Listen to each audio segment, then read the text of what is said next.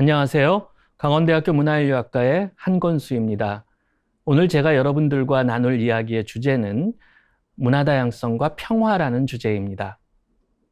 문화다양성에 대한 이야기는 많이 들으셨을 텐데 이것을 평화의 주제와 어떻게 연결시킬지에 대해서 저도 사실은 굉장히 궁금하기도 하고 흥미진진합니다.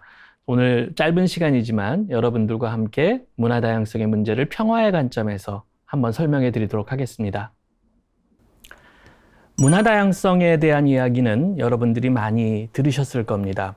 우리가 문화다양성의 개념과 또 가치에 대해서 한국 사회에서 많은 이야기를 하게 된 계기는 아마 한국 사회 구성원들 중에 이제 국제 이주를 통해서 새로운 분들이 한국 사회 주체로 함께 살아가기 시작한 이후에 문화다양성에 대한 관심도 늘어났던 현상입니다. 또 한편으로는 2000년 무렵에 우리 또 2005년에 유네스코에서 체결한 문화다양성 협약과 관련해서도 한국 사회에서 문화다양성에 대한 관심이 매우 높아졌던 때도 있었습니다. 근데 우리가 흔히 문화다양성 이야기를 하면 많은 분들이 문화다양성 개념이 좀 어렵고 복잡합니다.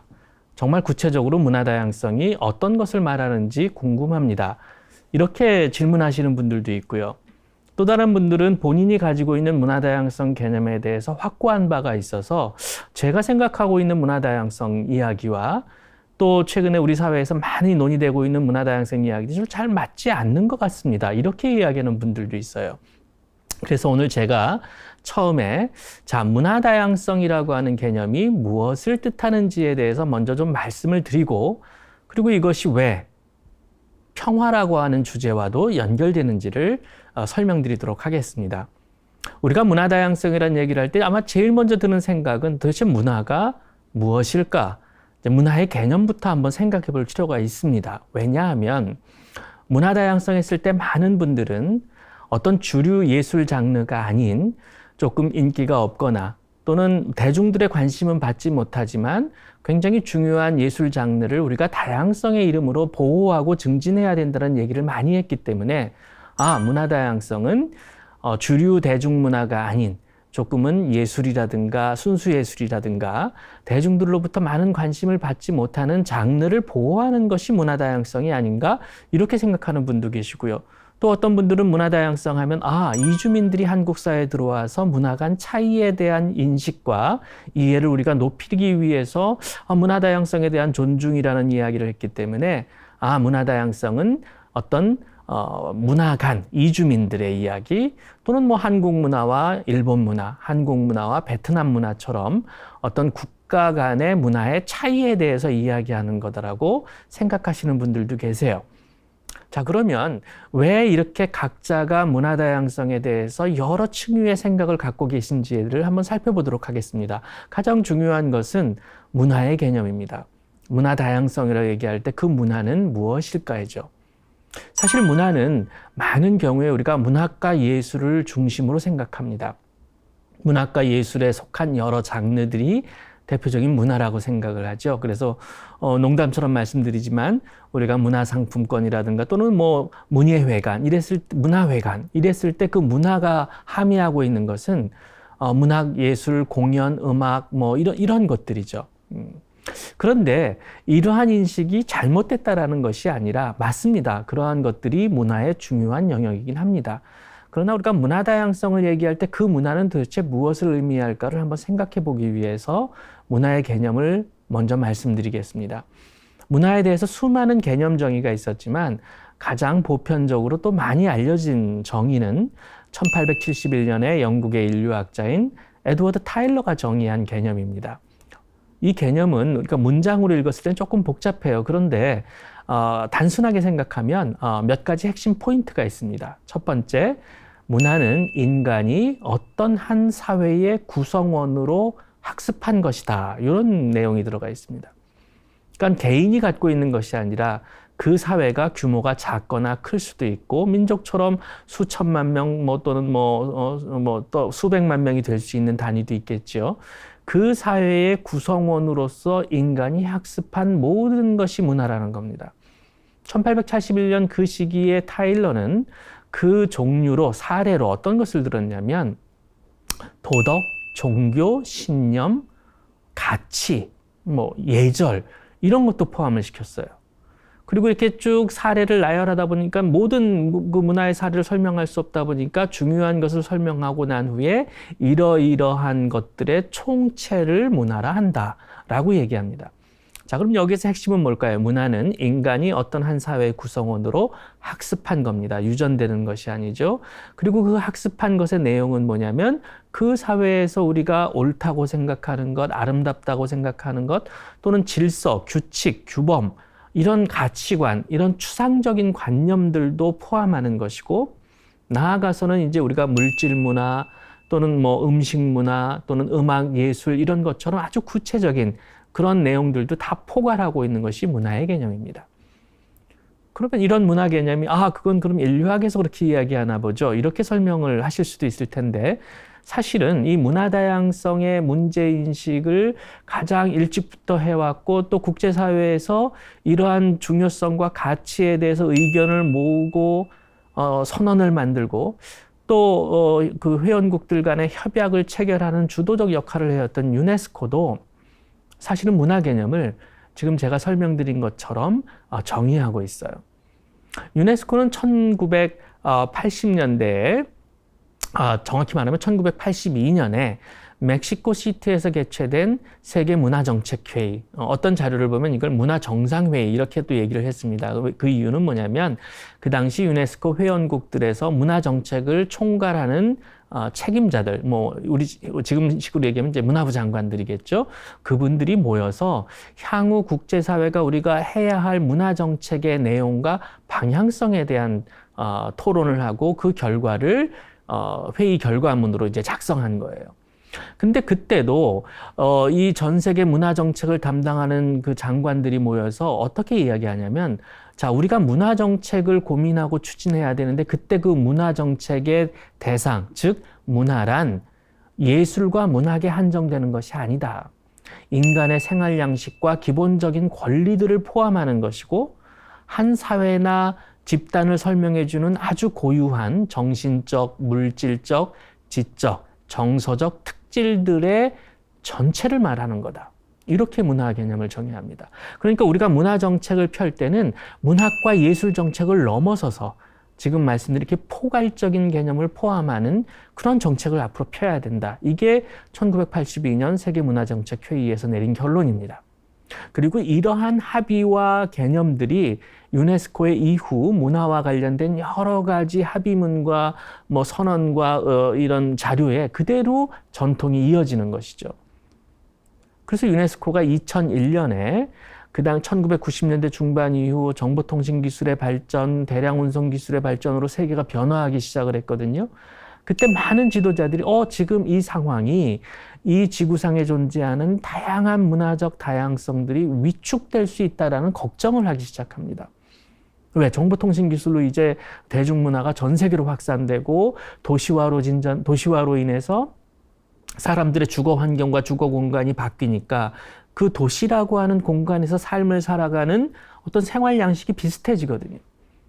그러니까 우리 전 세계 인류가 보존해왔던 수많은 문화의 다양성들이 위축될 수 있겠구나. 더 위축되기 전에 이 문화 다양성을 보호하고 증진하는 것이 얼마나 중요한 것인지 우리가 함께 모여서 선언하자. 이게 2001년에 유네스코가 발표한 문화다양성 선언입니다.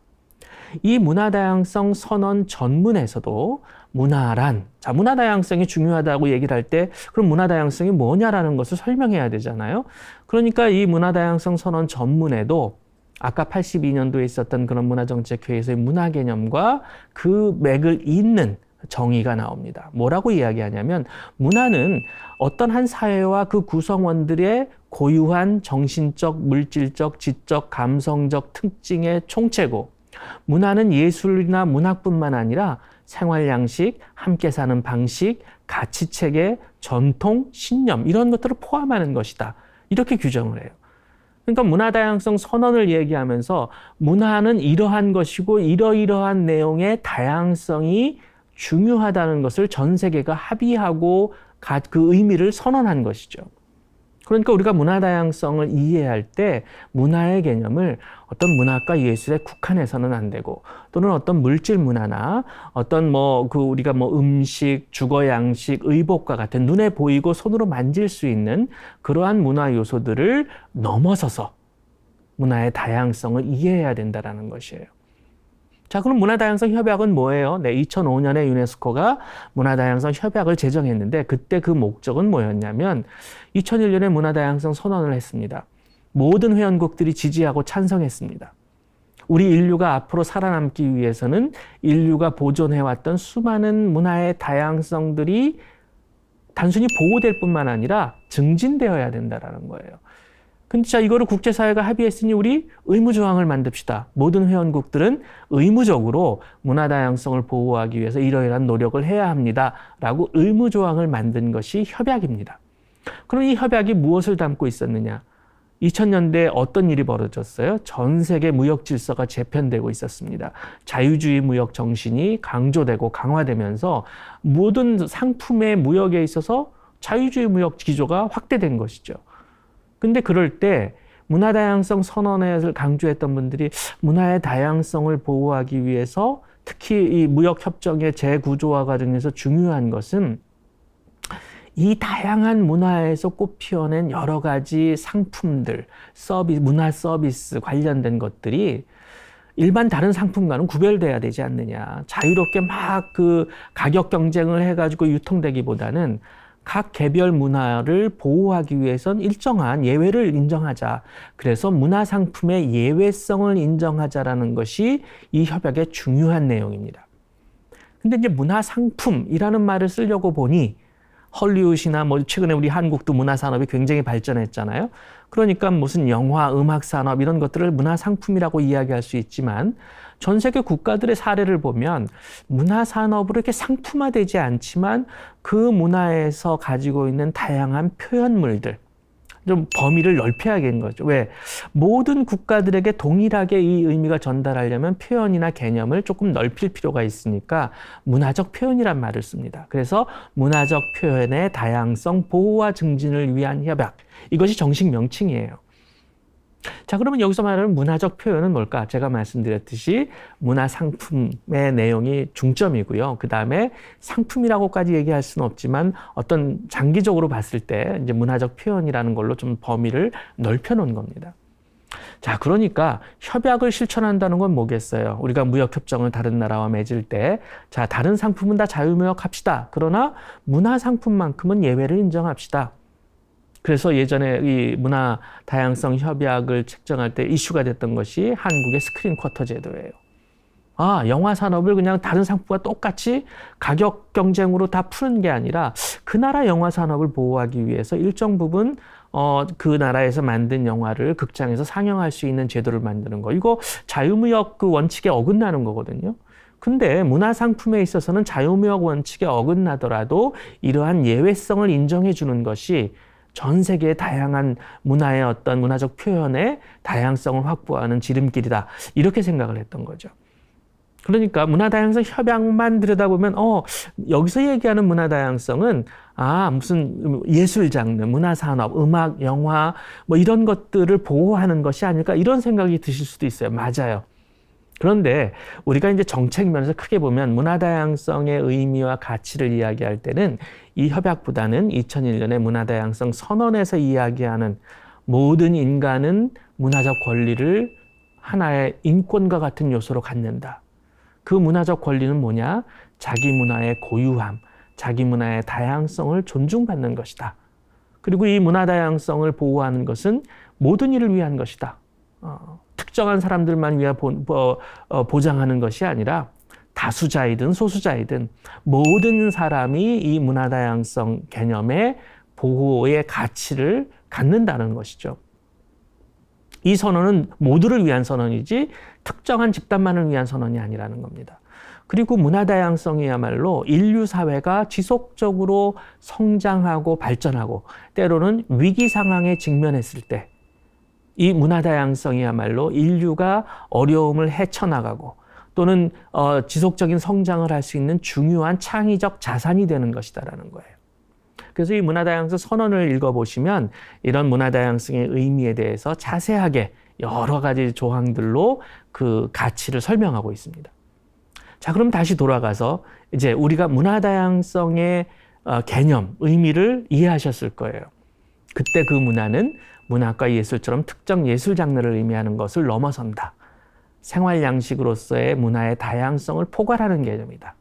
두 번째, 그래서 국제사회는 문화다양성 선언과 문화다양성 협약과 같은 국제협약을 만들면서까지도 이것이 중요하다는 것을 우리가 합의하고 동의하고 지켜나가고 싶어하는 주제다.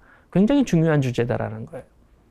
자, 그러면 문화다양성이 어떤 것인지 이제 조금 우리가 개괄적인 이해를 했다고 치면, 그러면 이런 그 문화다양성 개념에서 우리가 좀 생각해 봐야 될 게 있어요. 뭘까? 첫 번째, 우리가 문화라고 이야기했을 때 때로 그 문화의 단위에 대해서, 자, 현대 학자들이, 인류학뿐만 아니라 많은 인문사회과학자들이 문화의 단위에 대해서 과거와는 다른 이야기를 합니다. 어떤 이야기를 하냐면, 우리가 예전에는 문화는 어떤 국민국가를 단위로 이해를 했어요. 특정 국민국가에 속한 사람들은 동질적인 문화를 갖고 있다. 또는 특정 민족 집단은 같은 문화를 공유한다. 그래서 민족과 문화의 경계는 일치하는 것이죠.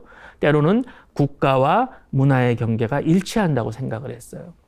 근데 현대사회에 들어와 보니까 이 현대사회의 변화는 이러한 가정이 더 이상 통용될 수 없다라는 문제를 제기합니다. 자, 국민국가를 볼까요? 여러분 뭐 중국만 하더라도 한족과 55개가 정도 되는 소수민족들이 함께 모여 살고 있잖아요. 아프리카의 나이지리아는 270여 개 민족이 하나의 국가를 이루고 살고 있는 거예요. 물론 그중에 대다수를 차지하는 민족 집단이 있지만 규모를 다 따지고 보면 뭐 270여 개가 넘는다고 흔히 말합니다. 미국도 보세요. 수많은 인종과 민족들이 모여서 하나의 국가의 국민으로 살고 있거든요. 그러니까 이제 더 이상 중국의 문화, 미국의 문화, 뭐 나이지리아의 문화, 이렇게 국가를 단위로 그 국가의 구성원들은 다 똑같은 문화를 지니고 있다, 이렇게 말할 수 없는 세상이 된 겁니다. 그럼 민족은 어떨까요? 자, 우리 한민족을 예로 들어봅시다. 여러분들 한민족은 당연히 동일한 문화를 똑같이 공유하고 있는 집단이라고 생각하실 거예요. 뭐 다른 민족에 비해서 상당 부분 맞습니다. 예, 맞아요. 근데 여러분, 한민족이 지금 한반도 밖에 약 700만 명이 넘는 그런 글로벌 디아스포라 한민족이 살고 있습니다.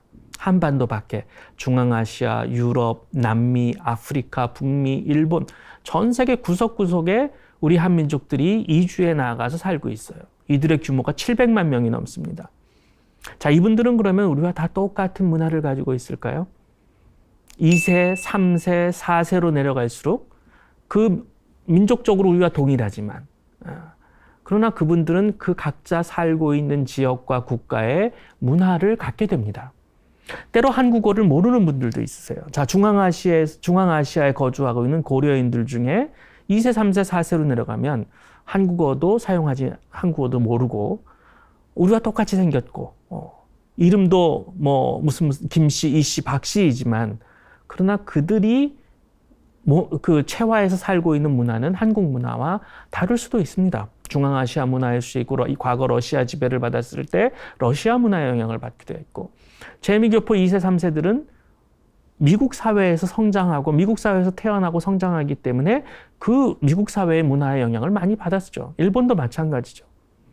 자, 그러면 더 이상 전 세계에 흩어져 살고 있는 한민족은 동일한 문화를 갖고 있는 집단일까?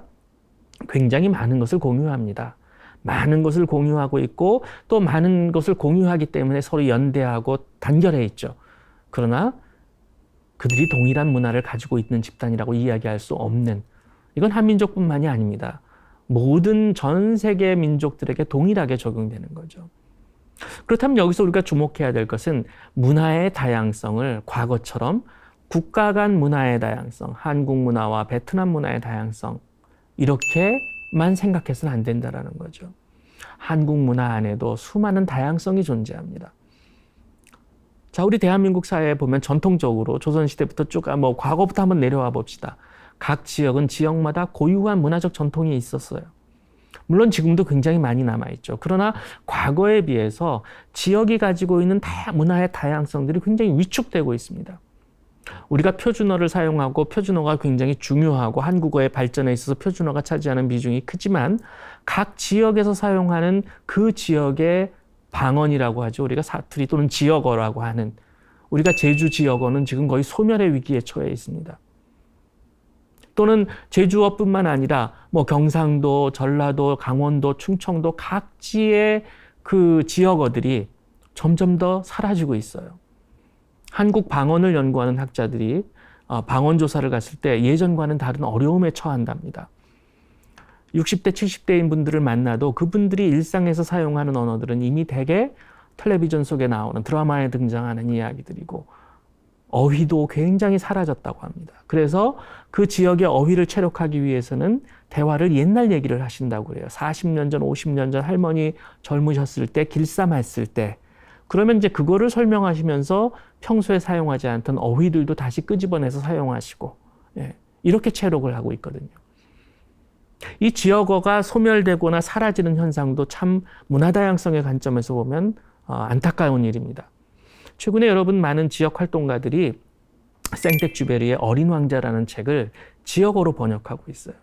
우리가 표준어로 번역된 좋은 책들이 많이 있잖아요. 근데 그 생텍쥐베리 어린 왕자가 했던 여우와 어린 왕자 또는 장미꽃과 이런 많은 이야기들을 그 지역의 언어로 한번 번역을 하는 겁니다. 그리고 그거를 소리내어 읽어보는 거예요. 이 어린 왕자의 아름다운 이야기가 우리 지역어로 읽었을 때 어떤 더 풍요로움을 줄 수 있을까? 더 감흥을 주는지. 자, 이런 시도들은 왜 나옵니까? 우리 한국 문화 안에 존재하는 수많은 다양성들이 위축되어 가는데 그것을 보호하고 그것을 증진시킴으로써 한국어와 한국 문화의 다양성 또는 한국 문화의 풍요로움을 더 넓히겠다는 의지겠죠. 자, 그렇게 본다면 문화의 다양성은 말씀드린 것처럼 과거처럼 어떤 문화 간 다양성 뿐만 아니라 문화 안의 다양성. 자, 우리 국회는 유네스코 문화다양성 협약을 2010년에 비준을 했습니다. 자, 국회가 이 국제협약을 비준을 하면 그건 국내법과 동일한 효력을 갖어요. 근데 우리 국회는 2014년에 문화다양성 보호와 증진에 관한 법률을 별도로 제정합니다. 왜? 그만큼 문화다양성을 보호하겠다는 의지의 표현이겠죠. 그리고 이 법률에는 어떤 이야기를 하냐면 이 법률의 시행령과 쭉 보면 문화다양성이 발현되는 한국 사회에서의 여러 영역들을 언급하는데 거기에 세대, 지역, 젠더, 장애, 계층 뭐 이런 이야기들을 하고 있습니다. 우리 사회 안에 문화의 차이와 다양성이 그만큼 많이 발현된다는 것이죠. 세대 간에 우리가 동일한 한국 문화를 공유하고 있다고 하지만 세대 간에 생각하는 것이 너무나 다르고 그 세대 간의 생각이 다르고 세대의 어떤 그 격차를 느끼고 갈등이 벌어지는 이유가 뭡니까? 아까 얘기했던 문화의 차이예요. 문화의 차이는 뭐예요? 우리가 똑같이 같은 음식을 먹고 같은 음악을 듣는다고 우리가 문화가 같은 게 아니죠. 무엇이 옳고 그른가 어떤 가치관의 문제까지도 사실은 다르기 때문에 세대 간에 서로 이해를 못하는 것이거든요. 그래서 우리 그 문화다양성 그 보호와 증진을 위한 우리 문체부의 어떤 정책이나 또는 어떤 정책 방향을 이야기할 때는 우리 사회에 들어온 이주민들과 다양한 민족적 소수자들, 그들의 문화의 차이를 존중하고 함께 성장해 나가는 의지도 포함되어 있지만 그것만이 아니라는 거예요. 우리가 뭐 다문화 사회, 다문화주의 얘기할 때는 간혹 한국 사회에 살고 있는 주체들과 또는 이주에 들어온 분들이 서로 조화롭게 사는 것. 그러니까 뭐 한국 문화와 이주민들의 다양한 출신 국가 문화 이렇게만 이해를 했는데 지금 문체부가 설명하고 정책을 지향하는 바의 핵심은 한국 문화 안에 존재하는 다양성도 보호하고 존중하자. 그리고 한국 문화 안에 존재하는 수많은 다양성 중에 이주민 문화의 다양성이 있는 것이죠. 장애의 문제가 들어가는 것이고 세대의 문제, 지역의 문제, 계층의 문제가 다 여기 들어가고 있는 겁니다.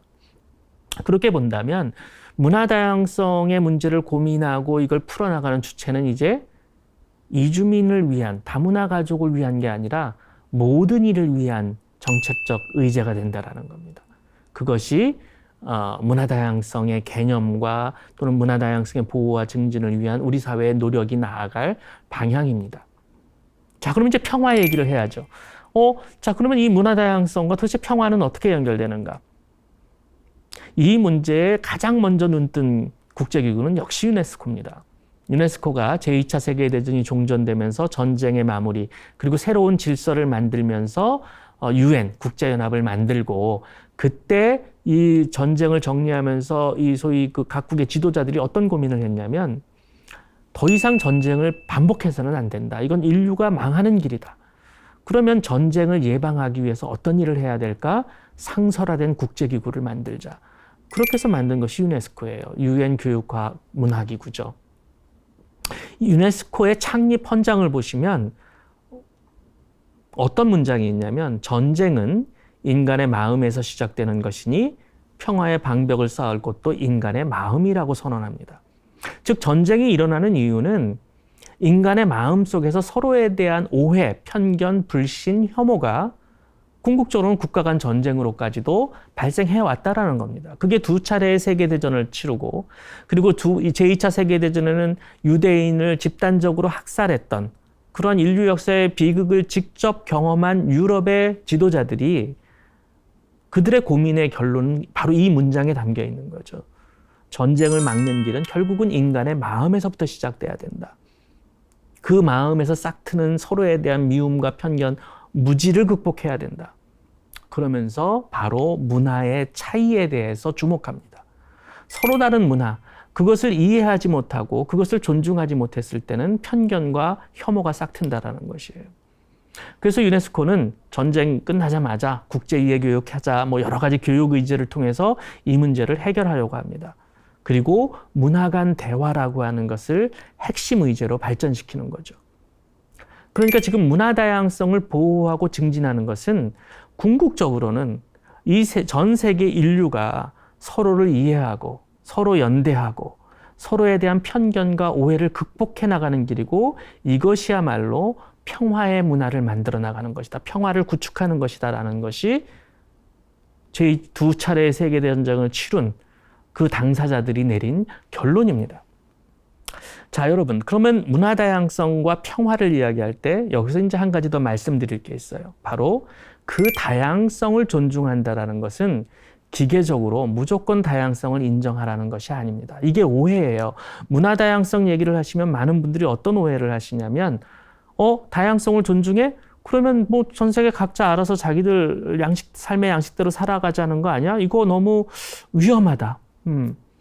보편적 가치도 없고, 보편적인 어떤 기준에 대한 판단도 하지 말자는 거냐? 이렇게 얘기를 하시거든요. 그게 절대 아니에요. 다양성은 인류가 우리가 합의하고 있는 보편적 가치 위에서 존중되는 겁니다. 그러니까 문화의 차이라는 이름으로, 그것이 문화적 관행이라는 이름으로 우리가 인정해 줄 수 없는 사례들이 있어요. 예를 들면 여성에 대한 어떤 아주 극단적인 신체적 폭력이 뭐예요? 우리가 FGM이라고 하는, 이걸 순화시켜서 여성 할례라고도 하지만, WHO 같은 국제기구는 이 영어로 Female Genital Mutilation이라고 해서 아주 명확하게 그 문화적 관행을 설명하는 용어를 사용하거든요. 이것이 여성의 건강을 침해할 뿐만 아니라 여성의 생명에 위협을 줄 뿐만 아니라 기본적으로 한 인간의 인권을 처절하게 침해하는 거거든요. 그럼 도대체 우리 문화 다양성을 존중한다라는 우리는 이 문제를 어떻게 해야 되냐는 거죠. 현재 우리가 살고 있는 국제사회의 보편적 가치에서 이것은 용납될 수 없는 관행들입니다. 그러면 다양성을 존중한다라는 건 뭘까요? 지금 예로 드린 이러한 관행이 남아있는 사회나 문화를 전적으로 부정하고 무시하고 잘못됐다고 비난하는 것이 아니라 그 문화의 한 요소죠. 그 문화의 수많은 요소들 중에서 이 요소는 우리가 보편적 관점에서 도저히 용납할 수 없는 관행이다라면 이것은 폐지되어야 합니다. 이것을 폐지하기 위해서 우리가 함께 연대하고 노력합니다. 그러니까 여성 인권이 침해되는 그런 지역에서는 우리가 그 지역 또는 그 사람들의 문화를 전면적으로 거부하고 부정하고 혐오하는 것이 아니라 그들 문화 속에 존재하는 우리와 함께 소통할 수 있는 수많은 요소들이 있는 것이고, 일부 보편적 가치에 위배되는 것들에 대해서는 그들과 함께 연대해서 개선하고 폐지해 나가는 것이 문화 다양성 존중이라고 하는 관점에서 올바른 자세인 거죠. 우리가 다른 사람들 얘기를 하면 지금 말씀드린 것처럼 또 남 얘기가 될 것 같은데 한국 문화로 돌아와 봅시다. 30년 전, 40년 전에 우리 사회에 남아 있었던 예를 들면 가부장적 문화의 가장 극단적인 사회적 문제가 바로 여아들에 대한 여아 이제 낙태 문제죠. 아들을 낳기 위해서 태아 성별이 여자로 구별되면 많은 경우 낙태를 했던 3, 40년 전 이야기입니다. 한국 문화 자체가 미개해서 그런 게 아니었죠. 어떻게 보면 한국 문화에 아주 여러 가지 좋은 것들도 많이 있고 한국 문화 안에 남아 있었던 과거의 관행들, 더 이상 현대 사회에선 유지될 수 없는 관행들을 이야기하는 겁니다. 자, 그것은 어떻게 해야 돼요? 한국 문화 자체가 전 세계에서 부정당하는 것이 아니라 한국 문화가 가지고 있는 보편적 가치로서 함께 공유하고 대화하고 존중할 수 있는 것들이 많지만 특정 요소에 대해서는 이것은 잘못된 거니까 개선해야 되고 더 이상 이걸 용납해서는 안 된다라는 문화 간 대화, 그 대화를 통해서 이해를 넓히고 상호 이해가 확장되는 것, 그게 문화 다양성의 보호와 증진의 정신이라는 것입니다. 자, 그런 면에서 평화의 의제로 다시 돌아오면 우리는 음식이 다르다고 전쟁을 하지 않습니다. 그러나 내가 옳다고 생각하는 것 때문에 서로 전쟁을 할 수가 있어요. 근데 많은 경우 그 내가 옳다고 생각하는 것들의 상당수는 그것이 보편적 가치가 아니라 어떤 문화에서 또 그 문화의 기준으로 판단한 것일 수가 있거든요. 그래서 문화 다양성을 보호하고 증진하는 것은 궁극적으로는 서로의 차이와 다름에 대한 이해, 그리고 그 다름에 대한 이해를 통한 존중의 정신, 존중을 통해서 또 경험하게 되는 다양성의 인식, 이러한 일련의 과정들을 거쳐서 인류 사회가 좀 더 평화로운 사회, 좀 더 평화로운 상태로 나아갈 수 있는 굉장히 중요한 과정이라는 겁니다. 그래서 문화다양성 선언과 협약의 조항들을 쭉 보시면 결국은 문화다양성을 보호하고 증진하는 그 합의, 그리고 그것을 존중하기 위해서 우리가 서로에게 배워야 하고 서로를 이해해야 하고 그렇기 때문에 전혀 다른 문화 간의 교류를 통해서 이해를 확대하는 것이야말로 궁극적으로는 인류가 평화롭게 살 수 있는 길로 나아가는 중요한 과제라는 것입니다. 짧은 시간이지만 제가 오늘 여러분들에게 드리고자 한 말씀의 핵심은 이 문화다양성의 보호와 증진이 곧 어떻게 평화의 문제와 연결되는가에 대해서 말씀드렸습니다. 오늘 말씀드린 문화다양성과 평화의 문제는 궁극적으로 다시 한번 아까 제가 서두에 말씀드렸던 유네스코의 그 창립 헌장에 나와 있는 그 문장으로 한번 되돌아가 보면 좋을 것 같습니다. 전쟁은 인간의 마음에서 시작된다라는 그 유명한 문구죠. 그래서 우리 마음속의 싹트는 서로에 대한 불신, 편견, 무지, 자, 이것을 극복해가는 궁극적인 길은 서로에 대한 이해고 서로에 대한 이해를 위한 대화가 필요합니다. 그래서 문화다양성을 보호하고 증진하고자 하는 노력은 일상에서 우리의 삶을 풍요롭게 만들고 위기 상황에서 인류를 구원해 줄 수 있는 창의적 자산을 우리가 확보하는 길이기도 하지만 결국에는 인류가 평화롭게 함께 살아가는 길을 모색하고 만들어 나가는 것이라고 생각됩니다. 그런 의미에서 문화다양성 보호와 증진이 곧 평화의 길이라는 것을 다시 한번 생각해 주시면 감사하겠습니다. 네, 오늘 강의 이걸로 마치도록 하겠습니다. 감사합니다.